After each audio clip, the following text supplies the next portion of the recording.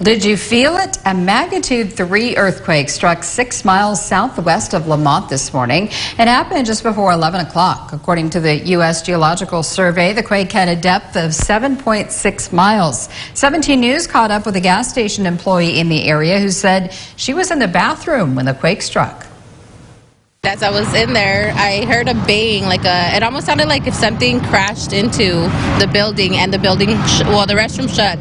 I came out. At first I was thinking did I hear that right? Did the semi hit here or something?